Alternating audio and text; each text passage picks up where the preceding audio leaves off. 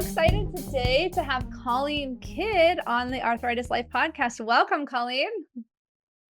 Thank you. Thanks, Cheryl. I'm super excited to be here too. Yay. So, just to start off, where do you live and what is your relationship to autoimmune disease?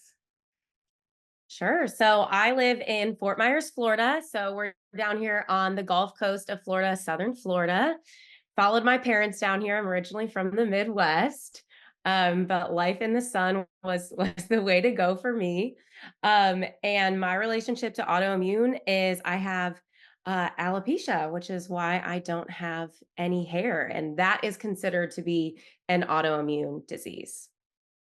Yeah. Yes. Thank you. And you are the first person I've interviewed that for this podcast that has alopecia. And it's something that's gotten a lot more, I think, at least my observation, a lot more media awareness with certain, celebrities having it. But just for Mhm. the people who don't know, what is alopecia and what is your diagnosis story? How did you get diagnosed? Yeah, for sure. No, it's funny because it has gotten more popularity or more awareness because of the Will Smith, Jada Pickett Smith Mhm. situation. Which is so funny. I remember I like woke up that day, whatever. I didn't watch whatever award show it was, but the next morning my like phone blew up. And then, I think that's when a lot of people heard about it, which was funny. So Yeah. but so what alopecia is it's so funny because they kind of really don't know a lot about it, right? So they don't know why it happens. It doesn't happen in a certain group of people or type of person. It's not genetic. It just is. And what alopecia literally means is like the loss of hair. So people could lose their hair from different things. Like there are certain like defined diseases that people lose their hair from or grows back, stuff Mhm. like that. Like for me, they don't know what caused it. So I have alopecia and they say it's an autoimmune disease. And I'm 35 years old right Mhm. now. And my hair fell out when I was 22, or that's when I got my Okay. diagnosis. Okay. And it happened really fast. It was like wild. It was my senior year of college. I was in the library, I remember studying for finals in Ohio. It was freezing. So, those cotton gloves and like your hair will get Yes. stuck to like your clothes? I just was like, I just feel like my hair is falling out more than normal. Like it's just everywhere. And I was just Yeah. like, huh. Yeah. And then I like found this little bald spot at the crown of my head. And I was at the library and I like went into the bathroom and looked at it. And then I noticed there was a bunch of hair that was stuck to my back. And I was just like, I really think my hair is falling out. I like called my mom. She's like, "Oh, I'm sure you're just imagining it." But no, 30 days later I had no hair. So my hair fell out like super rapidly within 30 days, the month of December in 2010 when I was 22 years old. And so that was alarming. I didn't know what was happening. I was actually setting off to do a 10-day ski trip with like the ski club that winter. So Oh, I went on that and I didn't really have many friends going on that. So it was a very my hair was all rapidly falling out. I didn't really know anybody. I didn't know what was going on. It was 2010, so you can't like take to your phone like you can now and like yes. find stuff or even take like real pictures. Like I it just didn't. There's no community like so. That was that, and I got home and I showed my mom and my sister, and they were like, "Oh my god, you're not like you weren't like lying like this. Yeah. Where is your hair?" So And is that including all the hair, like your eyebrows and eyelashes and like everything? Is that right? so a super great question. So there's actually like three tiers of alopecia. Okay. There is alopecia universalis, which is like there is not a hair to be found on your body. There is not an eyelash, there's not an inside nose hair, like there is nothing. That's called universalis. And then there is alopecia areata, which is Okay. like when people just lose spots of hair. Um that's called areata. And then there's alopecia totalis, which is like Okay. all the hair from your scalp falls out. And so Okay. that was what I had was like totalis, but I'll say, like, it has ebbed and flowed the whole relationship. Interesting. Like, my eyelashes fell out, like, 10 years later, like, for the first time. My Mm. eyebrows are gone. I don't have a lot of hair. I'm, like, almost universalis, but but not. So it's super random. Okay, okay, no, that's really good to know. So there's a spectrum of severity, just like with many other autoimmune Yes. mysterious conditions where they're not really sure why this happens. But it's Yes, usually not like mysterious. everyone has the exact same experience. There's different, okay, levels. So yeah, I cannot imagine how surreal that must have felt. Like, did you go to the doctor, or what kind of doctor do you go to the dermatologist, or do you go to the rheumatologist? Like, I'm just so curious. Yeah, so I mean, we had no idea. So the first step was just, family doctor, general Mhm. doctor. Hey, what Yeah. is up? Hi. And yeah, like, hi, excuse me. And I believe, where I was pointed to is the dermatologist. It was go to the dermatologist, skin condition. So I went to the dermatologist, and really it was like 3 to 5 months maybe of that in and out of different doctors, go here, go there, this test, that test, really trying to see if they could come up with a reason of why my hair may have started to fallen out so rapidly. They're testing thyroid, they're testing everything, right? It's like very discovery. So it was very not fun, obviously. They can't give you answers. They're poking and prodding you everywhere and shuffling you around. And really at the end of those 3 months, whatever it was, I honestly can't recall. The conclusion was you are fine. You are healthy. You lost your hair. We call it alopecia, and it is an autoimmune disease. We don't know why it happens. There is no treatment really for it. You can try some of these experimental things, but that is what we have for you. And so that is what I was given. Wow, and so at such a young age, like, what was the coping process of the mental, emotional side like? Um, Well, first I remember, yes, I was devastated, and you're 22, you're in college, like I was having the time of my life. I loved college. I already had my job after school lined up, and you Mm, really just you're young and you're finding your confidence anyways. So yeah. that was tough. A lot of it went to my mind of what will my friends think? Mm, What will boys think? No, I'm never gonna get a boyfriend. No boy's gonna like me. When you hear men talk, sometimes you'll hear, "Oh, I like blondes, I like brunettes." I'm like, what mm, about me?" So that, to be honest, yeah, that's where my 22-year-old mind for sure went. I think And, that's how most people imagine they would feel in that situation. Yeah. yeah, I just felt really on display. I felt like I look so different than everyone else. What am I gonna tell people? How am I gonna hide this? Am I gonna hide this forever? Is this gonna develop into something different? I think the unknown was really, really causing a lot of that, angst, and, if this could happen, could something else happen to me that I did feel fortunate that at the end of the day, like, I didn't have pain. I did not have physical pain. Like, they weren't like there was nothing that they're like, this is something that you're gonna have to feel and be wrong with you.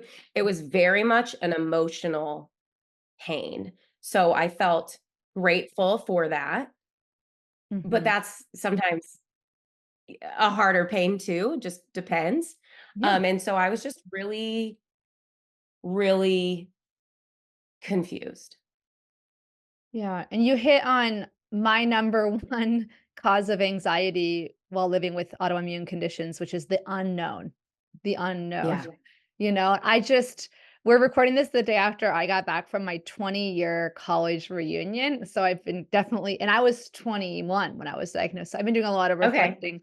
Yeah, and I realized and I was talking to someone else who's actually been diagnosed with rheumatoid arthritis in the 20 years since I knew her in college, and I know I was, anyway, long story, but to relate to the unknown was like realizing that learning to cope with the unknown or understanding that there are things out of my control and that life is not like a project that I can excel at and get an A at just by figuring it all out. Like life, you know what I mean? Part of it's just riding the waves. My therapist calls them like the waves of uncertainty. Um, like that was one of the, not to sugarcoat it, but that's been one of the gifts of chronic illness to me. Like I learned at a young age that like, wow, life is going to involve unknowns. Like Oh, yeah. period. Whereas most times you were Yeah. saying like, you're before that, I'm guessing you might have been like me where you're just kind of like, okay, I'll just figure everything out. Like I'm invincible and optimistic. And anyway, so yeah, I think that I mean, I think it's really hard when I wonder how it was explaining, I think explaining the unknowns and the fact that it doesn't have a cure can be one of the hardest to explain that to other people. Like, oh, well, isn't there like a supplement you can take? Or isn't there like a medication for alopecia? Or like, isn't there, have you tried this? Have you tried that? Like, Yeah. did you have a hard, was that hard to like, uh, other people's reactions to you explaining your diagnosis can sometimes be the most stressful part. Was that your experience? Oh, yeah, for sure. That was my experience. Well, I've had different experiences because a lot of people don't know what alopecia is. They don't Mhm. now. They certainly didn't like then Yeah. too. So people almost didn't have an opinion. They hadn't heard of it before, so they didn't know what to say. And that was almost hard too because they don't know what to say. And I walk into a room and they can see it. Like they can't miss it. Yes, Like I don't yes. have there. Yeah, and that's different from So like an invisible, they often talk about like chronic pain conditions and the autoimmune diseases that cause chronic pain are like very, in my case, like mild deformities that have very slowly occurred that only a trained eye could notice. Um, it's mostly in a quote unquote invisible condition. You have the complete opposite where there's, yeah. a complete visual, it is visible, and sorry. So yeah, I'm just yeah, echoing that I think there's almost like I'm imagining a pressure on you, like when you meet someone new to be like, "Hi, I'm Colleen."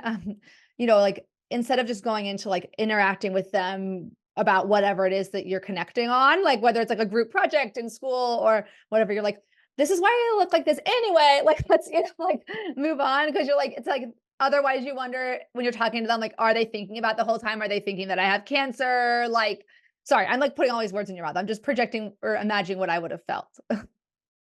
No, I mean, you're spot on. So that is exactly what it's like. Um, and so I like got like a wig. That was like a whole identity crisis putting on wigs. I did that. I went back to college. I wore a wig. Um, but I got really um, like about like 9 or 12 months into that, like, and I told my close girlfriends, slowly Mhm. kind of it started to come out, my guy friends had no idea. And they're like, "Oh, you got a haircut." Like my hair looked completely different. Um, but Totally, totally. Is there something different about uh, your face? yeah, I just and then I had like an incident where I played co-ed soccer at college and I got knocked over and my wig fell off in the middle of the whole court, whatever it's called, the whole field. Yeah. And oh my gosh, you've never heard silence any louder. It was just like silent. The ref was silent, the whole indoor soccer field was silent, and I could just like see my wig like laying next to me. And I just kind of like got up, picked it up, went off to the sideline. And that was really tough. That was really tough. But I think that like none of my male friends knew at the time on my team. That was really tough, but, um, I think that kind of gave me some courage to just be like, "Am I gonna hide behind this, like, my whole life?" And one of my dear friends texted me after, his name's Miguel, and he was like, "Hey, Colleen, I just wanna let you know, like, we love you and you're beautiful no matter what." And that was kind of like what I needed, and I woke up one day and I was like, talking about control. Mhm. I'm like, am I going to let this control me, or am I going to control how I feel about it? Yeah. And I took pictures of myself with no hair. I posted them on Facebook. I don't think I had an Instagram at the time. I posted them on Facebook and just said, "Hey, this is me. This is what it is." And I'm just going to choose to live a life where I use this as a blessing and a vehicle to breed more confidence in my life than I am going to the other way. And I think that was a big turning point for me. And it wasn't like I decided this and I was good. Yeah. It was like I decided this and now I'm like forced to go this way. And the more that I kind of acted like I was great with it, the more that I acted confident about it, the more that I became confident because I really learned that, like, however you feel about something, whatever energy you show up to in a conversation, that person's going to feel the same way about it. If Mhm. I'm nervous to talk about it and I'm scared and I'm hiding things, like, they're gonna feel like they can't talk to me and then it's gonna be weird. But if I'm like, "Hey, this is Yeah. me. I have alopecia, blah, blah, blah," they're gonna be like, "Wow, you're so brave." And then they start to look up to you, and it just unlocked all these different opportunities from learning that lesson that I've used in my life going forward. And there's things that I've done that I would have never been able to do if I didn't lose my hair. Yeah. Yeah, that's and I was thinking about this concept that I learned in grad school about mood contagion or emotional contagion and how our emotions and our moods as social animals, humans, they are contagious and you're so right. And there's I just at my reunion there was somebody who gave a talk and he referred to like the mirror neurons, that actually mirror each other's emotions as well, which was so fascinating. So I totally imagine, like, as you're explaining this to someone, they're like you said, like, they didn't know what to say, right? And if Mhm. initially, when you didn't know what to say, they didn't know what to say. No one knows what to say. So if you took control of the narrative and were like, "I'm going to set this tone," and then they're mirroring that, and it just almost like gives them an emotional or social script to go on. And like, I still struggle with that as a friend, as a you know, coworker, as when I encounter someone else who's just gotten a diagnosis, because I want to validate like the suffering that they might be going through, but I also want to reflect back whatever emotion they're looking for at the time. Like some people want you to give it to them, tell me straight and like validate that this sucks. Don't just sugarcoat. Like I remember when I was a new mom, people would come over and they'd be like, "You're doing so well." And I was like, "You're not seeing me. I am not doing well. I am dying, like emotionally. Like, why are you saying I'm doing like you're saying I'm doing well because I think you can tell I'm not doing well and you're trying to make me feel better by saying I'm doing well. But now I don't feel validated because I'm want you to say you look like you feel like shit and like what can I do to help as opposed to you're doing great. So anyway, it's so complicated to know like how to respond, what the person's going to want. And like It people is. probably ask you, what should you say to somebody who is misdiagnosed with alopecia? It's probably going to completely depend on who the person is, right? It's gonna depend on who the person is and where they're at with it and Mm, what they are asking for. And I think I've always been good at this, and I think that having alopecia has really enhanced my depth to be like this. But I am typically good about just kind of like reading somebody and seeing mhm, what they need from me in that and then mirroring it back because the I've learned about the mirroring neurons too, and like what you see in me is what I see in you, and things like that. And it really is so true. And I can kind of just also, I think a lot of it too is like let that person empty out their cup before you even go and try to fill it up anyway. So let them talk love that. before you even insert yourself. You know what I mean?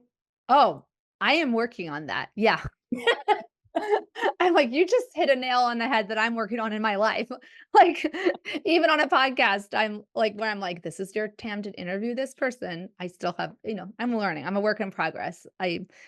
Yeah, but yeah, I think that's a really good point. When I used, I think I used to work with children on the autism spectrum and like sometimes help with like social skills and like what to say when you don't know what to say.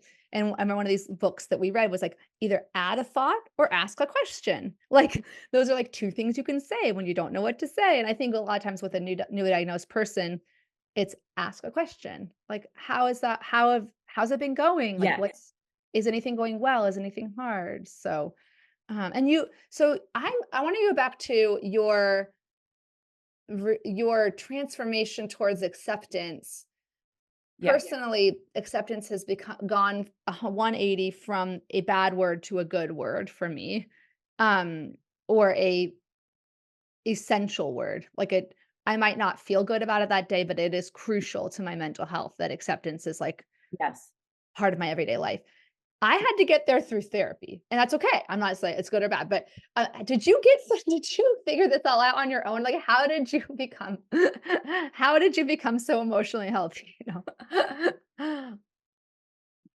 That is such a good question because sometimes I look back and I don't even I struggle with how I got there it because I no, I didn't have I didn't have anyone to look up to. I didn't know anybody else with alopecia. I didn't really lean on anybody. I think that I've always been fiercely independent since I was a kid. Like that is Mm, just how I was.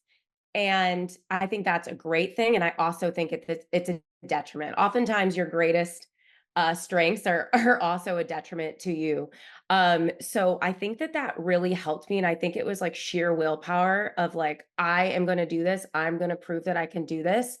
And I just was pissed. I just woke up one day and I'm like, "I'm gonna let this go," and I really kinda had to fake it, and then I really started to see how other people were receiving it, and that was mm, all I needed, and then I saw that, like and you've experienced this, when you have something that you share and that you're vulnerable about, and mine's so heavily visibly on display, people are going to feel safe with me. They are going to feel like they can tell me whatever it is that is their cross to bear. It's not alopecia most of the times. It's mhm. whatever. It doesn't even have to be an Yeah. illness. It could just be a emotional thing that they're going through, whatever it is. They feel that since I'm so, strong, they view me as so strong and whatnot, that they can sit there and open up to me. And so that is when I really found the gift in it. And when I found the gift in Mhm, it, I focused on that because I just learned, I don't know where I learned it. To be honest, mhm. Cheryl, it was just maybe I'm just gifted and it was like in Yeah, me. You know what I mean? Like it yeah. was just a gift from God that I got. But I have learned through alopecia, I found a way to learn that where you focus is who you are. So where you put your focus is going to be who you are. It's going to be Mhm, how you feel. So I've mhm, learned that I can really control my emotions, easier said than done, but I can control my emotions by where I focus. If I focus on this lane over here, I'm going to feel that. I'm going to experience that. If I focus over here on the negative, I'm going to feel that. I'm going to experience that and I'm going to attract that. And mm, so I wanted to attract the good things. And that is just where it is. And I think when anything happens to you, no matter how severe it is, there is always a gift in it if mhm. you want it, if you choose to take it, and if you choose to focus on it.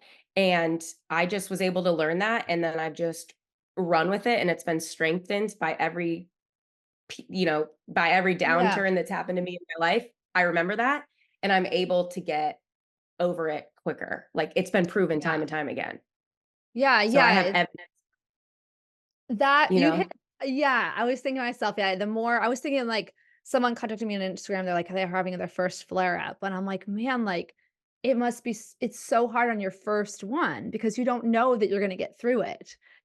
Right. Now, 22 years into this diagnosis, I know that I'm gonna get through or 21 years. I know I'm gonna get through each flare-up. I know it sucks, and I'm gonna allow myself to feel my feelings about it, but, anyway, sorry, Mhm. that just I was just thinking about that, like, it's like, yeah, the first flare-up's like the first cut is the deepest, the Sheryl Crow song, but Yeah. yeah, I Yeah. never normally refer to Sheryl Crow the same. But that's and I'm sorry, I'm putting you on the spot to be like I was joking with there was another person I interviewed, but I was like, there's this meme of, like, Michael Scott, and it's like he's, like, talking to Toby, he's like, "Why are you the way you are?" And I'm like, that's kinda like I'm like, "What? How who are like, how tell me in, 2 minutes how you became this way." But I'm just I think one of the if someone is, like, listening to all the episodes or just a good handful, you'll see that, like, there are multiple paths to the same place of, like, thriving with a challenging condition. Like, some people, like, in your case, did it on their own. Some people read a book, some people did therapy, some people did a support group, some did family support, some, cried about it and allowed themselves to feel that depression and then, like, came out the other side. There's just so many there's not one path, and so that's why I ask how you got, because I want others listening to see that there are multiple ways anyway. But, Yeah, yeah. definitely, and I don't make it to sound, like, so easy because it wasn't, but you do have a choice. Like, just know that you do have a choice, and I think that when you do go through a flare up or whatever it is that you're going through, you don't just sidestep it. You have to feel it. Like you have to feel it because in order to get over it, because it's like eh, the pain, it cannot exist without joy, and joy cannot exist without pain. Mhm, Like mhm. they both have to exist in order to experience the other. So when you do feel it, you have to feel it. You have to go through it because it's going to allow you to make your way through that and then get to the other side. So I think to the depth that you can like understand how you're feeling is to the depth that you can heal, really. Yes. Yeah, you said the phrase "control emotions," which is one I've kind of again, some people that resonates with. I know my friend Stephanie, the RA coach, she believes she can control her emotions. I like to say, from my standpoint now, through acceptance and commitment therapy and my own work, in my head, I say I can't control my initial emotions. They are just ephemera that that are phenomena that are just my limbic system saying, bleh, I feel blah. Like I'm feeling angry, I'm feeling frustrated, I feel fearful, anxious, I feel happy. Those are just phenomena, like rain is a phenomenon, but I can control how I respond to them. I could choose Right. how to respond to those initial kind of uncontrollable emotions, and I realized, uh, that I think that's where the freedom is in you said you mentioned choice. You can choose how do you respond to do you shame yourself? Like, when you feel sad, maybe one day someone says something mean to you about your appearance, or for me, it would be like with RA, someone saying like, "You're I it's really it annoys me how joyful you are about having RA." Like some of us have it really bad. Those are the comments actually on social media that get me down because I never want someone to feel worse after looking at Mhm. my content. But sometimes it does happen because we are all complex. And I can either say, "Oh my gosh, I suck." Like, which is what my brain wants to do. It starts saying like, "Oh Yeah. no, like I'm a failure." Like I just want to, but then I can also just be like, okay, like, yeah, I'm sad about that because I'm a social being who wants to make everyone happy. And that's part of my personality. And I have to also allow myself not to get stuck in that emotion and realize that like I can't control their emotions and got to stay in my lane and remember that for every one negative comment, there's, 5 to 10 positive ones. So, um, yeah, the Yeah. emotional side Absolutely. is, yeah. And did you ever have the experience of like feeling ashamed of your emotions? Like that was something I had to work through. Like I remember saying to actually, this was a memory that kind of was evoked from my reunion. I said to one of my mentors at college, I was like, everything in my life is going so well except my health. And I was like, I feel like so guilty for feeling bad about my health because like I have an awesome boyfriend and awesome family and my classes are going well. I love my major.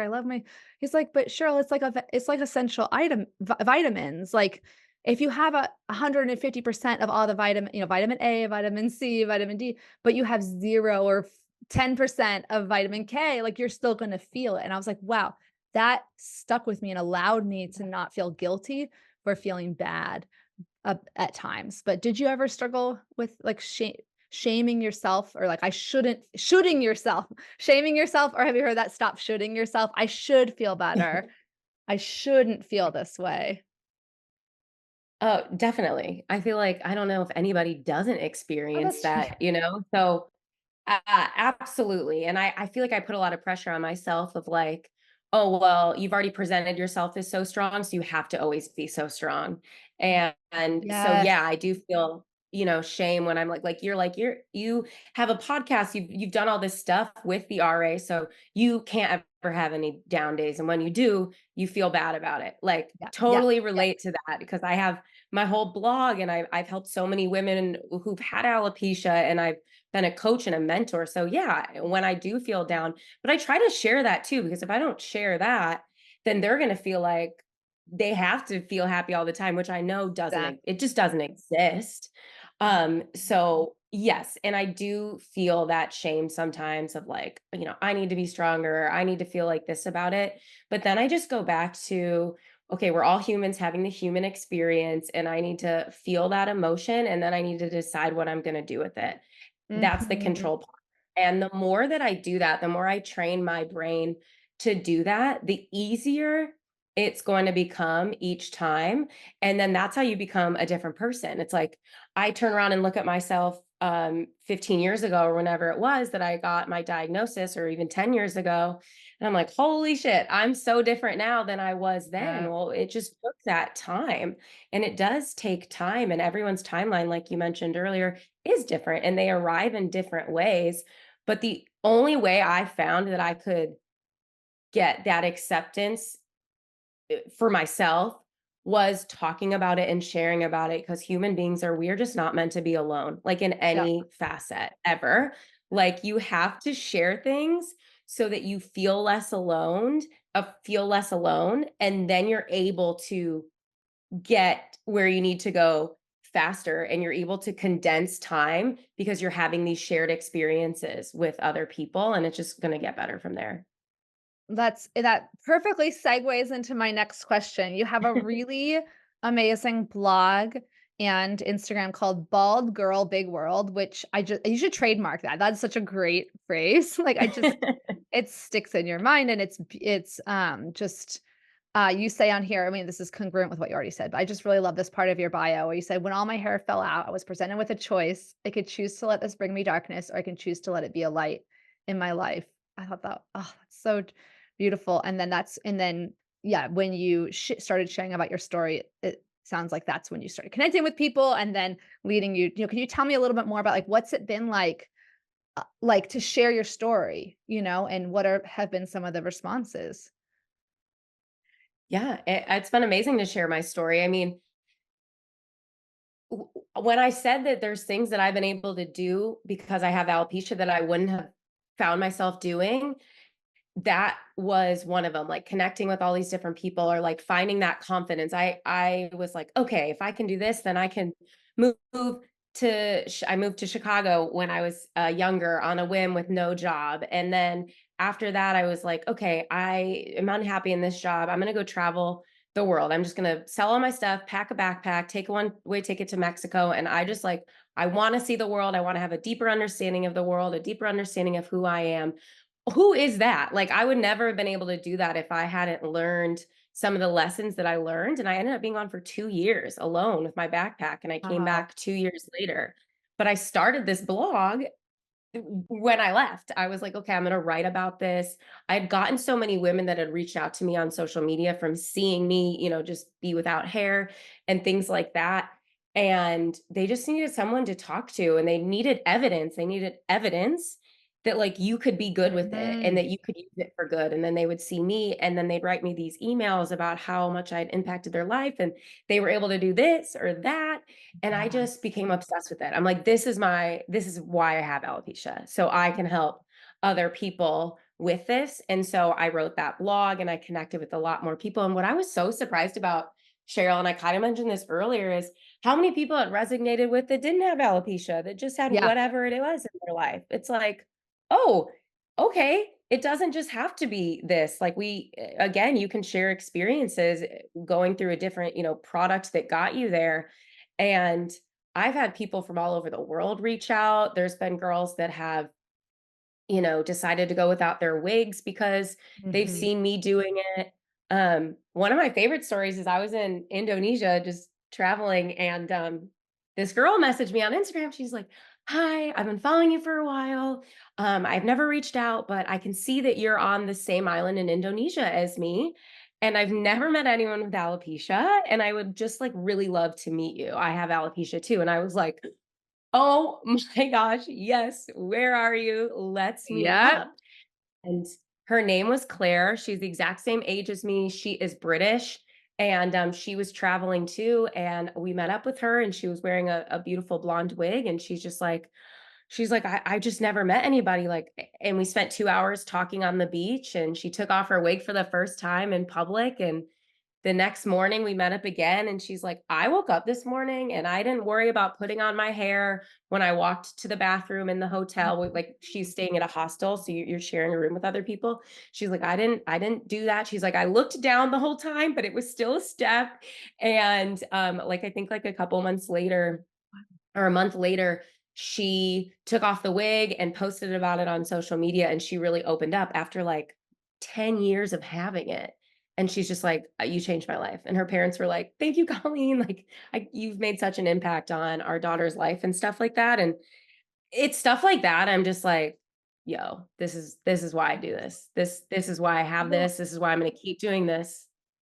that's yes, and there's a direct corollary in the arthritis world with mobility aids and visible signs of, whether it's a hand compression gloves or a brace. And I really I think the work you're doing, sorry, I just like jumped in because I was so excited. It's so crucial because I was saying to myself, everyone is hiding behind something. Everyone's trying to conform to this able-bodied, perfect standard, or I don't even know if you consider so if the normal body, or like they'll say, "Oh, can I Mhm. have a normal life?" What no one has, first of all, normal. I don't want to be normal. I want to be extraordinary. Second I of don't all, wanna be normal. yeah, normal is boring. No, normal's overrated. But also, like, so everyone's walking around with their either physical wig or metaphorical wig, hiding the fact that we have weakness. It's never going to change unless people like you are like confidently out and saying, like, "Yep, this is me." Sorry to change. Isn't that the name of Jennifer Lopez's new? This is me now. That was her documentary. Sorry. I was I like, don't even know. "Let me just steal from J-Lo." Yeah, and that's just I really do think it takes so much, like I mean, I don't know, I grew up so I'm older than you, but I grew up, I was born in 1981. I grew up in this, my parents were amazing and that my schools were amazing at like really trying to give people literacy around like unrealistic beauty standards and like you're not supposed to look like a model, whatever. But it's hard. I wanted to look like Britney Spears. I thought I was ugly. Like, we all body image is just a tricky thing, and everyone has something. Like I was called I had told my son, because he had a thing happening, and I was like, when I was in 5th grade, I was good at school, popular, athletic, but guess what? I had hairy arms. So one of the bully kids called me hairy arms, and I still remember it to this day. And he's like, "Hey, hairy arms, your arms are hairy." And like would call me the hairy arms all the time, or then hairy legs, because my legs are also really hairy. And it's like, you can't, anyway, so you have like the everyone's afraid of showing some sort of weakness or vulnerability or difference, but if it's only reinforced by everyone else trying to at the same time hide their, you know what I mean? And then they're hiding Yeah, everything, and then absolutely. you're out there and I didn't know I accidentally did this just by literally just I think it may because I'm an occupational therapist. When I was wearing my braces, like, I don't care. Like, I just genuinely, it's not like a bravery thing. I just literally, it's like a tool. Like, why would I not use a tool? Like, I wear glasses. Why would I not? Why would I not wear like a brace if I need it? But I get that for most people, they're less, it's more emotional. But people would be like, oh, wow, it looks like you're like using brace or that without shame. And I was like, I guess I am. Like my video is about something else, but they're like responding about that. Yeah. But Yeah, I love that though. I love that. I mean, you've gotten to a place where you can do that. And now, like, I most times walk into a room and don't remember that I have alopecia. mhm, I'm reminded when people stare at me because that happens every day. But mhm, like, I've gotten there through just showing up and doing it. mhm, And by embracing it though, you're gonna meet people that are going to make a difference in your life. Like, you're gonna inspire people, and that's going to give you more purpose. So, I've just yeah. found that totally embracing it has really helped. And there's people that'll come up, this like happens. There's people that I was at Chick-fil-A the other day picking up a to-go order for a presentation. I was providing lunch for my business, and this like guy, he was younger than me, comes up, he's like in a suit, and he's like, "Excuse me." And I'm like, "Oh, okay, he's about to, I get stopped a lot. Like, "Do you have Yeah, yeah. cancer?"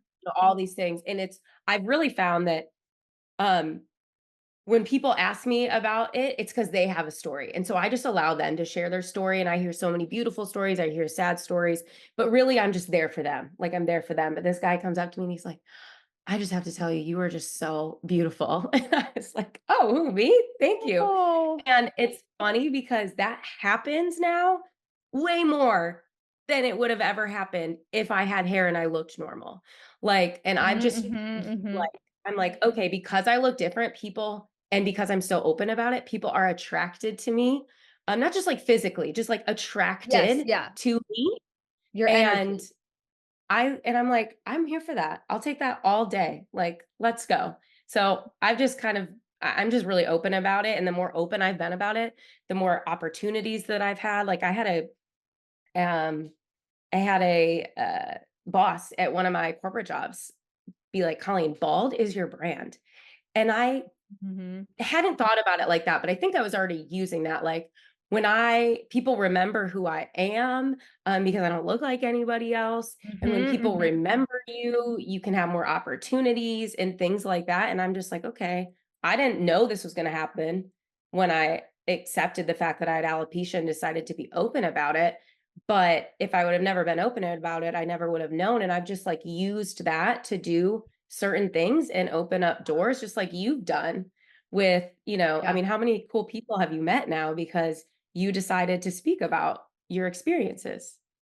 100%, and I think people ask me about on the job, well, what if I need to use a hot pack or a cold pack, or I have a ergonomic mouse that looks different than other people's, or I have to have a brace or a cane or a limp, you're right that, I mean, it takes a lot of internal work, and or whether that you Mhm. need to have therapy to help with this to really feel that confidence.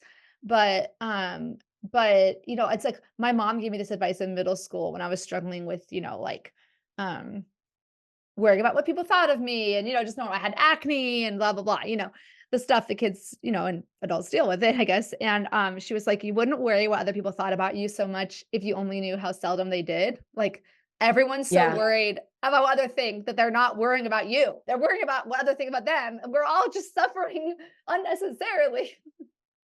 Like, They're worrying about, yeah, they're not, you're the person that's worrying the most about it. And that's what I tried to exactly. think about. I'm like, I'm the person who's worrying most about this.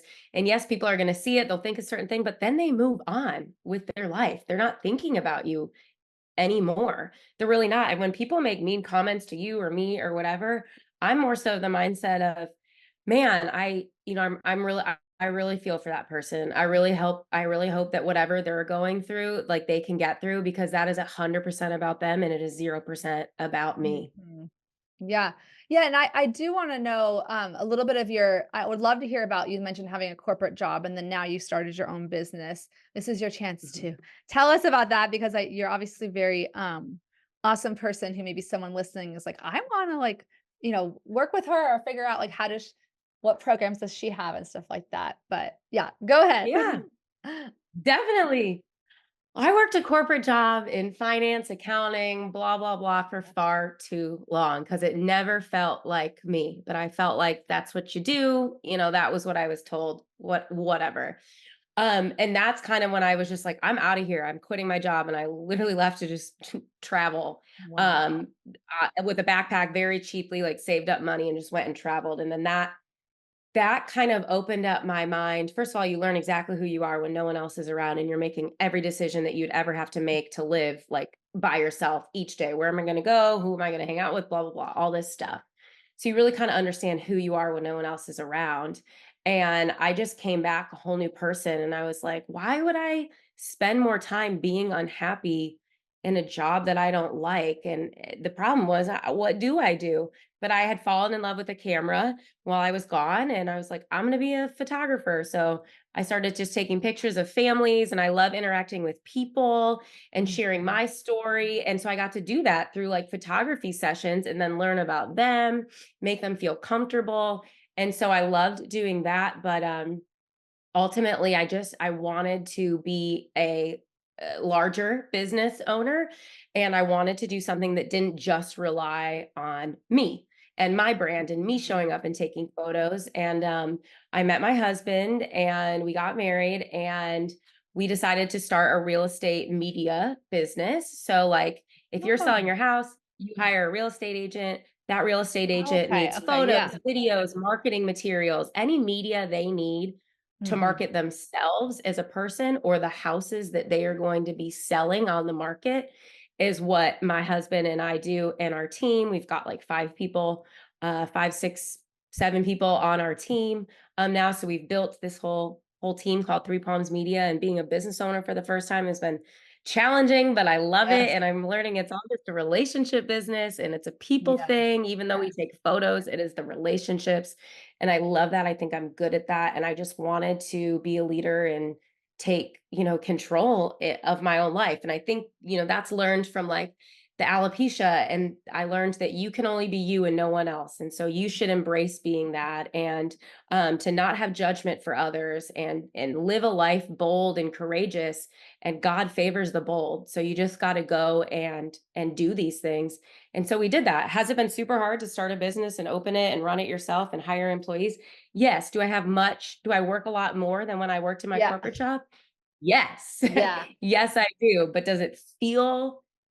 do I get the Sunday scaries, and does it feel, no, it doesn't, even though I'm working harder, and we're just in a growth phase. Eventually I'll lift out of the business, and I will have created that freedom. But that's what I do now, and then this whole world of, like, entrepreneurship is, like, my new obsession, and I'm learning so much about myself all over again, and it all Yep. always falls back to lessons I've learned before. And anytime I get too far away from that lesson, you learn lessons and then you Yep. forget them, Yep. and Yep. then you're over here, and I have to fall back on that lesson, and I have to learn it time and time again until goes up like this. But it is peaks and Yeah. valleys. Like, if you're on top, enjoy it, because Yep. you're Yep. gonna be right.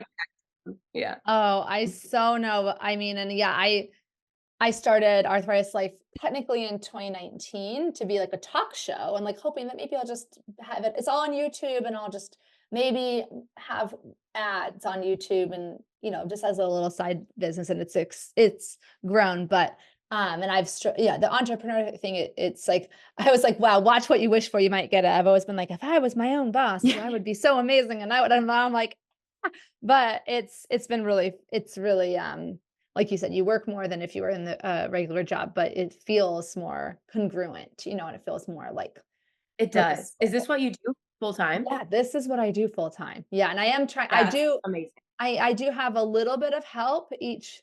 I have one person, Lauren, who's amazing, but she's a full-time grad student, so she helps a little bit. And I definitely might have phased, just throwing it. I'm gonna say it so it becomes real. Like that I Yeah. need a team. I needed like a full time, at least one other person, because it's definitely um it's hard when you need more people to grow, but you're also like, but that's going to take more time. And so it's like more efficient in the short term to I'll just keep doing it myself.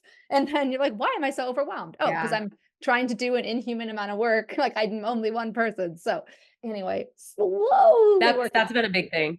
Yeah, that's been a Yeah. big thing for me too. Relinquishing control, taking the time to train other people so that I can do the things that are actually gonna grow my business instead of just, hamster Yeah. wheeling. That is, yeah. So, one of the programs I took, or one of the, I took a couple of these business programs back in 2020, like during the pandemic. This is the perfect time to like develop an obsession, because I was like at home, and it was Yes. like, make sure you work on your business, not just in your business. And I keep coming back. You said that lesson needs like, I need to revisit that Mm. constantly. Like I'm working so much in my business and not enough on the business. So I'm glad you said that today, because that is a definitely reminder I needed, today. But I think it's gonna be very for people listening. I mean, that's just a lot of people would worry about working a corporate job with a visible difference, whether that's, Right. Oh, yeah, that was a thing. That was a thing I had to yeah. get over. Yeah. And Yeah, you just powered through it? I well, when I started my job outside of college, I worked at a, JP Morgan, big Mhm. headquarters, and, I went in Wow. with a wig, because when I was an intern, I Mhm. had hair. So when I went back, Ah. I lost my hair, and, like, I was too scared for sure. Like, I was like, "I can't show up here bald." Like, I'm at this new job, it's, like, corporate-y, and, like, lots of grown men and women here, and I just no, I absolutely wore the wig. And then maybe, like, that year and a half later, I decided to stop wearing the wig at, JP Morgan. And, I remember I told my boss that I'm like, "Hey, just a heads up, I have alopecia, and, like, tomorrow, like, I'm not gonna, like, have any hair. I have these, like, little hats that I'll wear or whatever." Mhm. My boss was this guy was super strange. He was very, socially awkward, and he was just not the right guy to handle this, and he asked Mhm. some weird questions, and I felt uncomfortable, this, that, is it contagious? Things that were just really, Whoa. and I was just like, "You know what, Colleen? take it on the chin, like, take it Mhm. on the chin, like, what doesn't kill you makes you stronger, and I really just believe, like, if you don't go through pain, you can't be the best you can be, like, you have to Yeah, face these yeah. things head on. I'm like, "Just let it go, show up tomorrow like you were gonna show up, and just let people talk," and so I did, and yes, it was uncomfortable, but then, then you start to gain that momentum, and people will say things, they're like, "Wow," and they'll share stories with you, and that was another step to me doing that, and then when I quit that job, moved to Mhm, Chicago, mhm. I interviewed at a new company that was a much younger company. It was innovative, it was a startup. I will say I felt like I could be more myself there, that was more of the culture, Mm, but I was like, "All right, I'm showing up in just my little headband to interview, and this is how I'm gonna show up, so this is how they're always gonna know me." And I did, yes. and they didn't ask me any questions, they didn't make me feel any type of way, and Wow. they hired me, and that was that. Wow.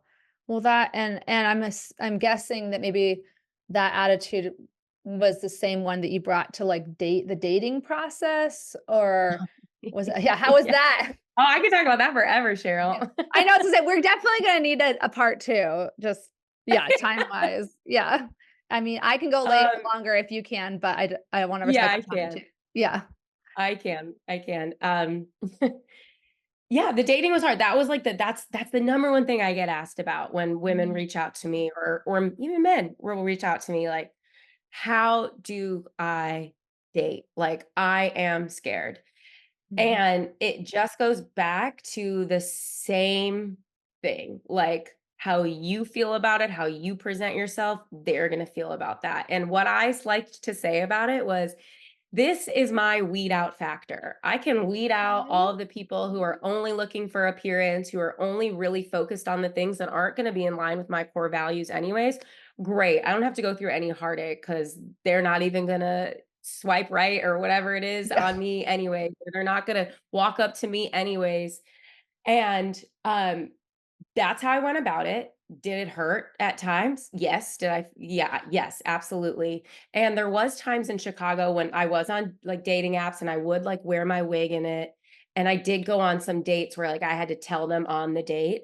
And 9 times out of 10, they were great about it. Like I was so surprised at the responses that I did get.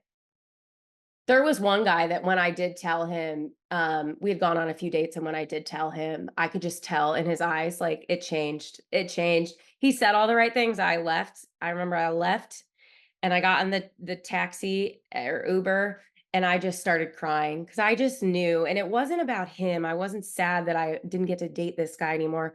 I was sad because it's painful to feel rejected, and it makes you question, is this gonna happen again? Yeah. And, is this how all guys are gonna be? Even though I had proof and evidence that that wasn't the case, you do tend to focus on your negative experiences, and what I focused on, that's what I felt. This Yep. I'm doomed.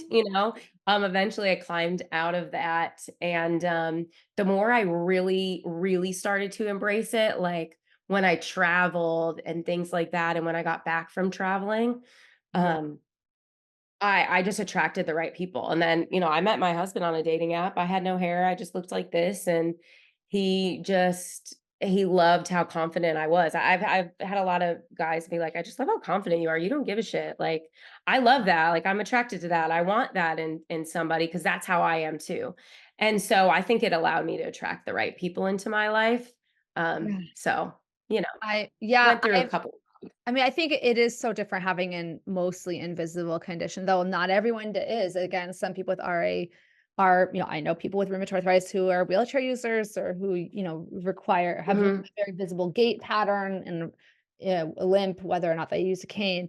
But it is you, like you said, you set the tone for how, and it You does set the weed tone. people out. And some people, it's like there is a level of internalized ableism, just like or not internalized, sorry, there's ableism, just like there is racism, ableism thinking that Mhm. the able bodied, quote unquote, normal body, whatever that is. Again, no one's really normal, but some random person, or maybe, there's one average human out there who just is everything is normal about them, quote unquote, or average. Um, I don't want to be with somebody who is going to think I'm less than, that's not gonna like, it's Yeah. not gonna be congruent, um, with my values at all, and I think that's a really good reminder to anyone listening, and yeah, it's going to reduce your dating pool. That's great because ultimately, if you're looking That's for a great. monogamous relationship, you're looking for one person. You don't need everyone in the world to want to be with you, and you're not gonna wanna be with everyone Yes. in the world. You literally only are looking for one person, so you actually want to narrow it down, right? You want to narrow it down, so it's again, like, how you look at it, like, you can control how you feel about it. I'm just like, "Oh, this is a weed out factor." Yeah. Um, you know who's somebody who I follow and I have a mentor that I work with. Okay. His name's Ryan Zofe, and a good buddy of his, I'm gonna butcher his last name. I'm looking at it now, it's Nick, I don't know, Nick S. I don't know how to Okay, Nick. pronounce his last name. Okay, I okay. will type it. Send it to me, I yeah. he's been on Yeah, he's been on a couple of the coaching calls, like, as a guest. I'm obsessed with him, he's awesome, but when you talk about able bodies, he's who I think about. So he was born or I'm sorry, I don't know if he was born this way. I think he was born this way, actually. No, he was born this way with, like, no legs and no arm. He just kinda has Okay. one arm, Yeah, yeah. and what he's done with it, maybe you've seen him, what he's done with his life and the empire he's built and the wealth that he's generated just from sharing his story and really getting into the psychology of the mind and, like, teaching himself, like, how he needs to view his outlook has been amazing, and I'll look at him when I'm feeling any type of way, and I'm like, "All right, Okay, Colleen, like." send me if you can put his profile in the chat, that'll be I'll put Let me that put in it in the the chat. show notes. I always put links in the show notes, so I definitely put your blog in there, and that's wonderful. It's so true. I, you know, in the being an occupational therapist, I've been exposed to so many people who have it's hard. I really reject this narrative of like overcoming it, or it's like we're all in a constant progress, a process of just evolving. But okay, Nick Santonasso. Okay, I don't know how to say it. Yeah, Um, I don't but know. yeah, it's really about being like, at the end of the day, like I say this a lot, and it kind of sounds like I'm joking, but I'm not. It's like literally the only thing I know for sure in my life is that I'm here now and I'm going to die at some point. Like it's literally the only thing Yep. I know for sure. So I literally thought this yesterday when I was getting on the airplane. It's like, because I struggle with anxiety getting on airplanes typically. Again, that's my therapist and I are working on it. It's not, I don't want to keep repeating the story like I always do. It's just a lot of times I feel anxious when getting onto an airplane. And I was thinking, like, do I want to spend my one wild and precious life avoiding everything that makes me anxious? Because I was doing that kind of Mhm. bargaining thing, like, well, maybe I don't have to go home today. Maybe I can go home tomorrow from New York. And I was like, that's not a good strategy because you have to get home unless you're going to take a train. Like, you're going to have to get on an airplane to get home. And do I want to spend the rest of my life never traveling when traveling is one of my core values? This is like same thing. Like, do I want to spend my one wild and precious life? That's a quote from Mary Oliver. How are you going to spend your one? I'm just making sure people know that I don't think I that love that. I'm not pretending to make that up. I know that's Mary Oliver, but yeah, the poet. What are you going to do with your one wild and precious life? That's it.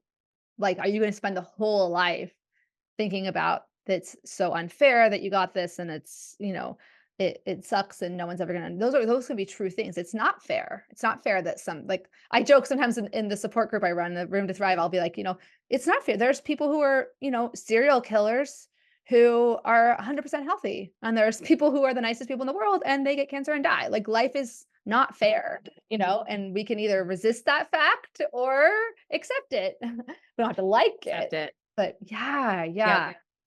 Oh, so Like, you what met your yeah, husband and he like has a long beard, which I love. Sorry, I'm sorry. If you see my he eyes going does. down, I'm like not restraining myself from just like scrolling through your site because it's so awesome. Like, and I love that you started your blog from May 21st. It's called The Honeymoon, written December 2022, published May 2024. That's like everything that I do. It's like I started filming this like 4 years ago. And then now I'm finally Yeah. finishing. I stopped the blog when I got back, and then just Oh, okay. recently, I'm like, "I need to bring it back because I loved writing. I hated writing, and then I started writing my blog. I'm like, "Oh my god, I love writing when I can write about stuff that, like, is meaningful and that I like to write about."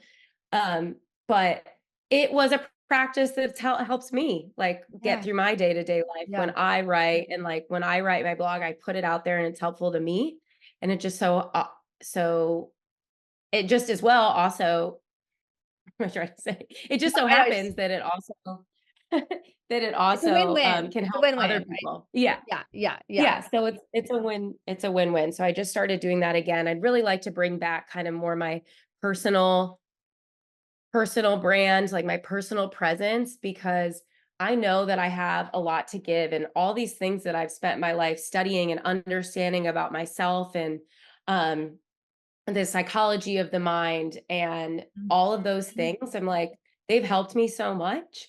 And it is my responsibility to not have it end there. Like, I need to share that with other people Yeah, because I've been blessed with it. I want to share that more. And so I'm just trying to actually get back to that. So I loved that I was able to come on here and talk with you and learn more about the whole RA, community through you and, my family members and such that yeah. struggle with that same thing or similar thing. And I just think that it's a great big world out there. And it's so funny how much we can relate, even though we have had completely different like experiences No, and diseases. so true. I mean, I joke sometimes like it's called the podcast and like the channel is called, Arthritis Life, but it's really just like life, struggle life, Life. or like chat like life, or like, or just yeah, it's everyone's got something life. I think that's honestly, yeah, then yeah, and it's been wonderful, like you said, connecting with so many people, the emails I get too. We're all united by, that's at least according to, the kind of philosophies I follow that, life involves suffering, like, period. Like, no, it doesn't mean it's suffering 24/7. I'm not suffering every second of my life, but at some point in most days, we are all gonna suffer or experience something uncomfortable, an uncomfortable emotion, and that unites. We can use that to unite us to like, wow, like that compassion. Interestingly, like Kristen Neff, I mentioned her a lot. Dr. Kristen Neff, she's a psychologist and specializes in self-compassion. And she's like, but there's a three-step process of self-compassion. The first is like recognizing, allowing what you're feeling, and then like giving yourself the compassion that you would give a friend. And then the third step is connecting to the universal human experience of suffering. Mhm. Wow, like I'm suffering. This is not just a Cheryl problem. Like we all have, and let's just give everyone compassion. Like it's not just self-compassion, weirdly. It's like paradoxically, it's actually about being like we all suffer and no one's life is perfect. A lot of people fall in the trap of, oh, if I didn't have alopecia, everything would be fine. If I didn't have RA, everything. No, no, you would find No. something else to worry about. I promise you. You would absolutely find something else to worry about, or people say, "Oh, once I make this amount of money, or once I get this house, like I'll be fulfilled." Yes. No, you won't. You fulfillment starts today. Like it's really all about your relationships and how you feel about yourself and what you give back to others, and that is where true happiness lies. It's not things or Yeah. yeah, Now, no. and I do want to be clear.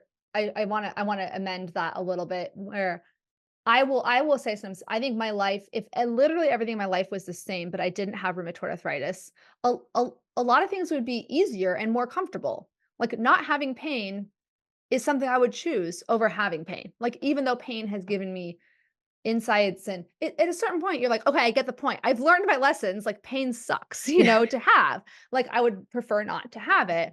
But what I'm saying is that you would still find something to worry about. Not that like, you know what I mean? I just didn't want to make it sound like I was saying like you'd have like it would eliminate one problem from your life if you didn't have RA. It just wouldn't eliminate all problems. No. Same with No, you're alopecia. always gonna have problems. Yeah, There we is all no Yeah, yeah. yeah. So, okay, now it's time for rapid fire questions. Okay, Um, great. yeah, and this is one of my favorite questions. Honestly, everything you've said should be heard by newly diagnosed patients with like any chronic condition. But do you have anything that like you said, you get contacted a lot. Do you have any kind of best words of wisdom for people newly diagnosed with alopecia, either specifically or just general chronic illness, chronic thing?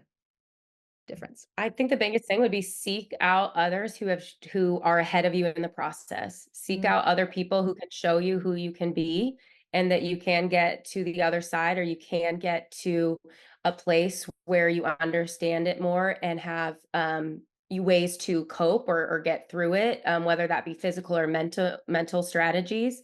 But find your community, like absolutely. Because if your family, your friends, they're not going to understand, but the people who have been through it, they will understand, and that is where you will find your community, and that is what will get you through. I love that. Do you have I really don't know, so let me know. Do you have a favorite, like, is there anything that's a I usually ask people with arthritis, do you have a favorite arthritis gadget or tool in your toolbox? You Mm. mentioned earlier that you used wigs and then maybe you don't use them now, but is there any tool or gadget or thing that has helped your quality of life that you use?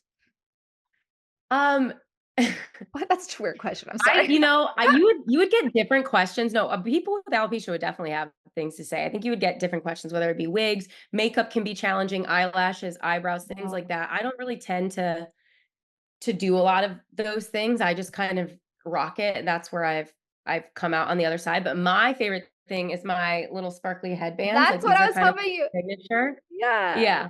Sorry, I Yeah. jumped. I was like, I was hoping you would say that only because so for those listening to the audio podcast, I do put videos on all the on the Arthritis Life YouTube channel of every episode. So you can watch the video version to see Colleen's sparkly headband. Yes, Yeah. those are my signature. I love these. It's made out of like an $18 Amazon wedding belt that I just kind of, had Love sewn. that. Yeah. Yeah, yeah. I love that. That's perfect. And I'm assuming I don't know. I'm somebody who's so sun sensitive, like in Florida. If I Yeah. was like even just being in New York last weekend, it was really, really sunny and I always wear like big sun hats. I mean, but do you just put sunscreen on your head or do you have to I wear hats in the yeah. sun. I wear long sleeve sun shirts, and I I mean, you're in honestly like Florida, try to. like everyone has to yeah, that's not, I guess, really an alopecia thing. Like that's Yeah. just No, oh my gosh, but I've let my scalp burn twice, like really severely burn twice, and it is a bad, bad, bad, yeah, bad, like very, very I'm so painful, sorry. very painful. So, Yeah. yeah, I will not let that happen ever again. No, and So I hats it is. yeah, at totally easy to happen, and I know, like, men who've had, or women who have, like, a bald spot that don't really realize it, or their hair's thinning and they get burned, and I always when I do my annual skin check, because I have a family history of skin cancer, I'm really, really careful, and my dermatologist is, like most dermatologists, extremely detail-oriented when it comes to checking my skin, but I'm always like, "Go through my scalp carefully, please," because I used to wear these intricate braids playing soccer, day after day after day in the hot sun. And I would maybe remember to put a little line of sunscreen down the middle. But when you have the braids, you have so many. I don't want to have this Yes. undiagnosed. Anyway, my therapist would be like, that's anxiety. But like, it's rational to say that, like, this was exposed to this, your scalp gets exposed to the sun. So, anyway, that's me justifying my anxieties. Do you have a favorite book or movie or show you have watched recently, or all of the above?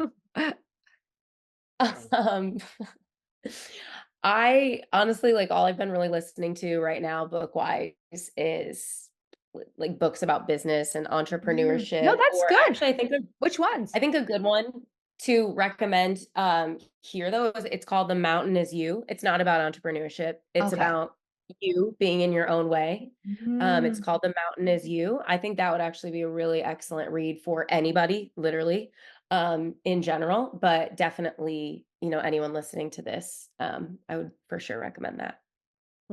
Now this is me asking selfishly, what's one of your favorite business podcasts? Because 'Cause I've listened to a few that I like. Oh, great. So I'm listening more to I would love to hear what you listen to because I Okay. honestly have listened more to audiobooks, Oh, whether so that be yeah, so I've listened to a lot of the like Alex Hormozy stuff. I'm starting oh, one right now called Rocket Fuel. oh, yeah, There's I've some heard of good that. ones, Cheryl, about learning how you need to like relinquish control and grow a Like, team and get out of your own I need way. that one. So I'm I like, literally, like someone needs to like write the book that's like how to delegate for control freaks. Like, Yes, that I yeah, think, Atomic Habits has been a I good love one. that one. Yeah. Yeah, but I'd love to hear different, I business podcasts. I listen to yeah. some real estate specific ones, but Oh, those are right.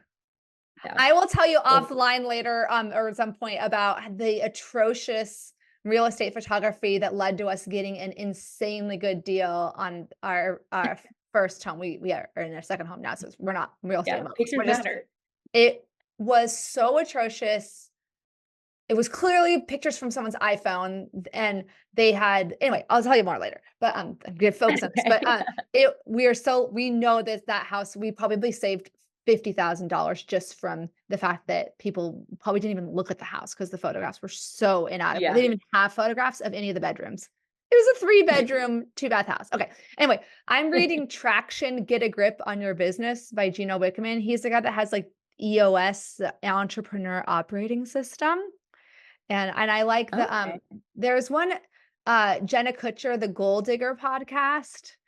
She Yep. breaks down a lot. She's really good at the social media thing, aspect of things. So like, and very good for beginners. Like how to why at first I was like, I don't need an email list. Why would I have an email list? Like that's dumb. No one likes email. Now I like, understand. Oh yeah, like if Instagram decides to take away my account, I have 16,000 followers, like, I have no way to stay in touch with them, like, it just evaporates, like, and I've seen it happen to friends of mine who also have, like, small, micro niches and stuff, so those are the 2, that I've done the listened to the most, but I did take a break. I listened kind of obsessively for a while, and then I took a break. I find now that I like to just listen to, like, humor or pop culture podcasts, like, something to take my mind off of things, versus, Right. like I don't listen to a lot of other like arthritis or chronic illness related ones unless I'm really in the mood. Like if I'm like, okay, this is Right. because it is taking up a lot of my time already. Um, there's a really great one called Normal Gossip, by the way. It's just like hilarious real life gossip stories that it sounds like why would you care because you don't know the people, but it's really just good storytelling. Everything comes down to Yeah, storytelling I at the love end. that. Love a Yeah. story. Oh, um, Building a Story Brand is by Donald Miller is actually really good too. Is it called Building a Story Brand? Yeah. Building a story brand, clarifying your message so customers will listen. That's good. Do you have a favorite mantra or inspirational saying?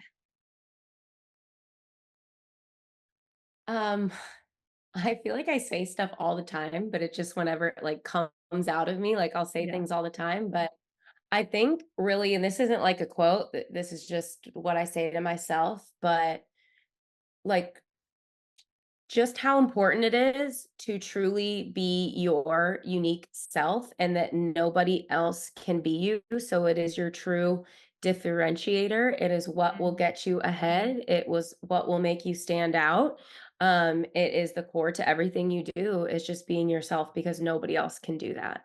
And I think that that's really gotten me far in how I walk through life and how I've been able to build and scale my business mhm, is just by truly like embracing who I am and being unapologetic about it and not worrying. We all do, but not worrying about what other people think. And I think that's a practice and you get better at it and it mhm, never goes away. Do I care what other people think? Yes, I don't think really many people could say that they genuinely don't at all yeah, times. mhm, But I found that the more I've leaned into just really like being myself, the better friends you're gonna find, the better, like, circle you're gonna attract. You're gonna mhm, attract your partner when you're genuinely yourself because people can tell. Like, people know when yeah, somebody's holding things back or not being themselves, and, people mhm, aren't attracted to that. no. In business, life, partnership, people aren't attracted to that. So, be yourself and don't be afraid to do so. I love that. I struggled with that when I was first starting my business in the sense of like you said, you're the only one that can do what you're doing. Well, in the sense of like I kept thinking, well, what if someone else has already done this? Or, there's some of this information like when in my Room to Thrive self-paced course, I'm like, well, I'm pulling information together from different sources. But, like, couldn't patients just, like, find it on their own or something like that? And it's like, no one can like, that's the value is that I am putting my spin on it. I'm selecting and curating the information, putting it in context, making it make sense. And I have to coach myself on that because you're right. Yeah. It's hard to be, or and a lot of the podcasts and business advice things I listen to would say that thing where it's like, yeah, there may be someone else maybe already wrote a book about, let's say your dream in your life is to write a fictional story about a unicorn that fell in love with the vampire or whatever it is. I'm just random thoughts. And it's like, well, someone else already wrote a fictional book about a unicorn, but no, they didn't do it your way, the way you. So I think that's beautiful. Is there anything that's been Exactly. bringing, yeah, anything bringing you joy right now? I'm sure a lot of, but Oh, a lot of things. I would say what's bringing me a lot of joy right now is twofold. It's growing my team. Like I have a team. I've never been a manager before, and looking at them all as like unique individuals and helping them become better versions of themselves, like personally, mhm. is like something that I love to do because if they're feeling better about themselves, their life, whatever challenges they're going through, well, they're going to be a better employee. It's going to make my business better.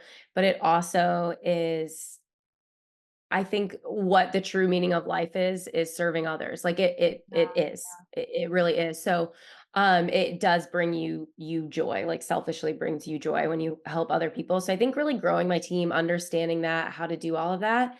And then the other would be this like personal development, like coaching program that Yeah, I'm in yeah. right now. And a big component of it is leadership and speaking on stages. So I'm learning how Oh, to kind of craft my signature story and be a better storyteller.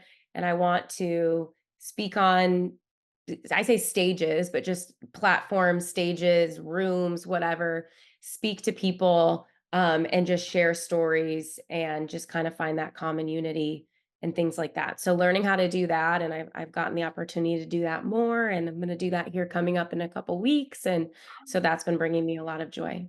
what's the name of that program? Out of curiosity, in case anyone. It's through the owner of it, like my mentor, his name's Ryan Zothe, Okay. and it's called We Level Up. It's actually fairly new. Like he Oh, just okay. kind of started doing it.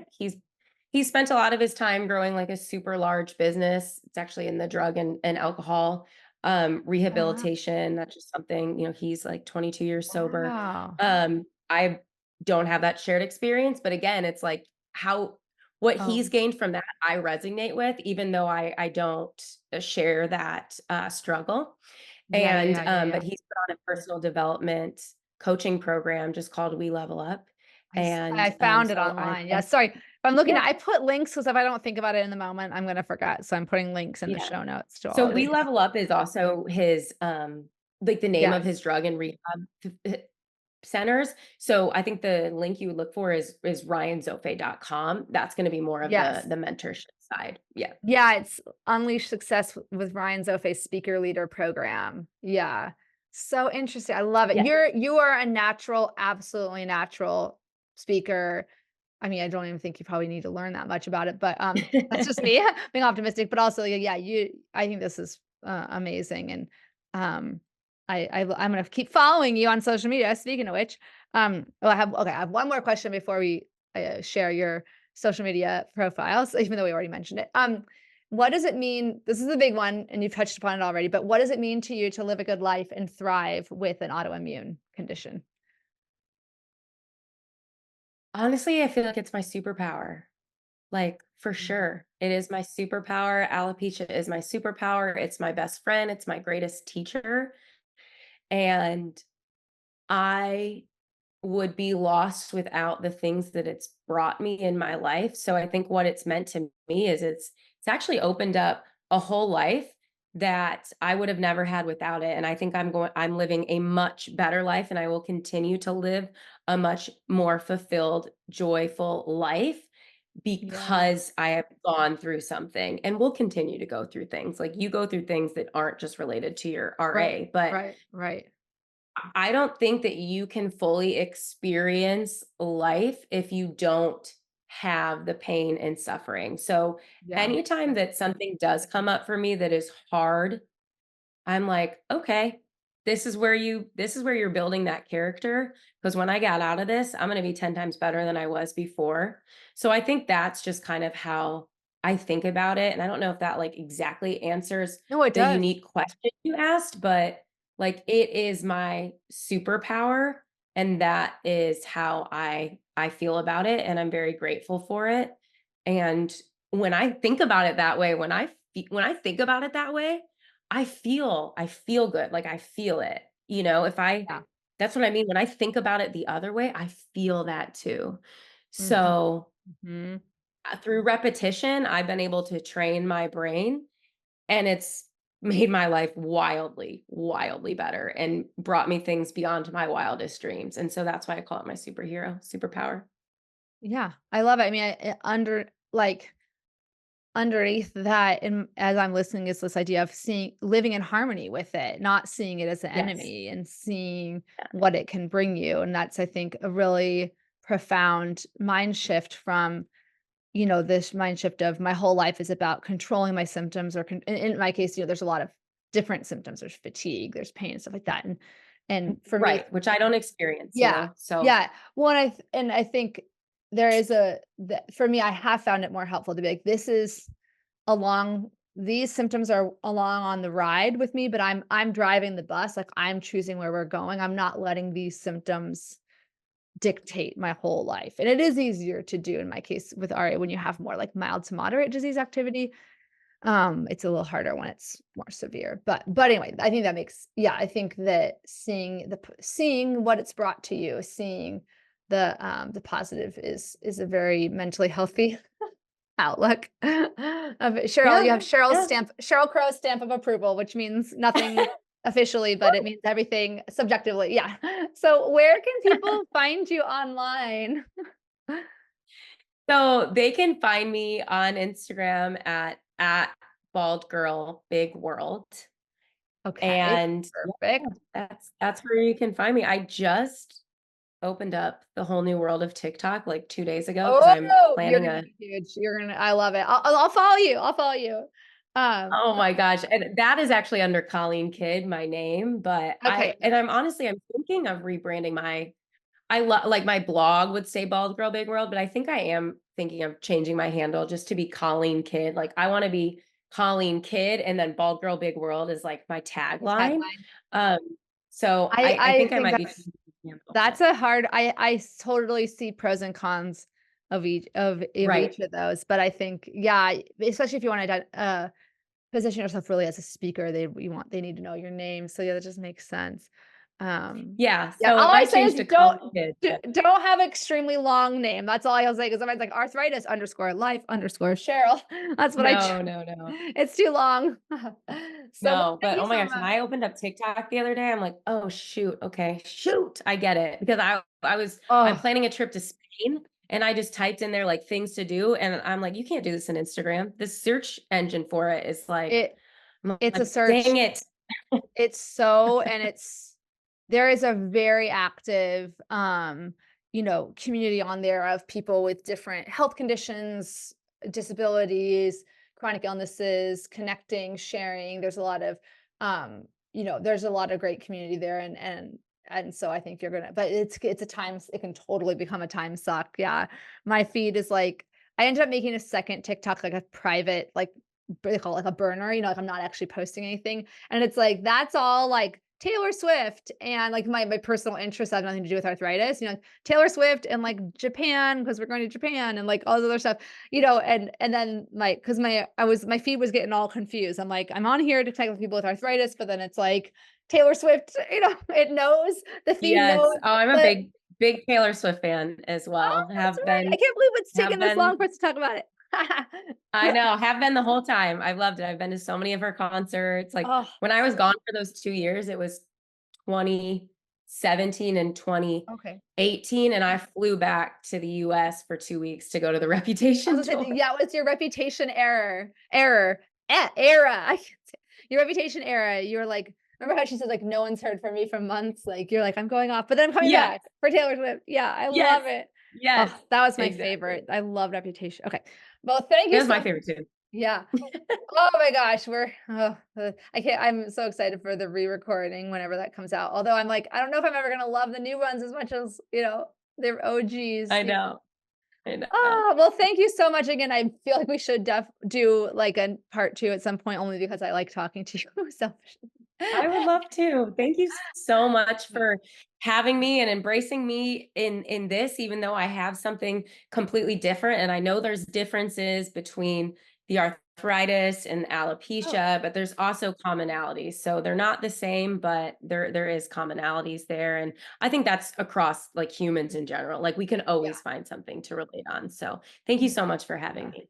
I mean, getting diagnosed with something that's out of your control that affects your social life and your health to some degree is the thing that connects anyone in the autoimmune world. So yeah, I'm very happy to have the chance to talk to you, and I'll see you on social media. Yes, awesome. Thank you so Okay, much. thank you. Bye bye for now.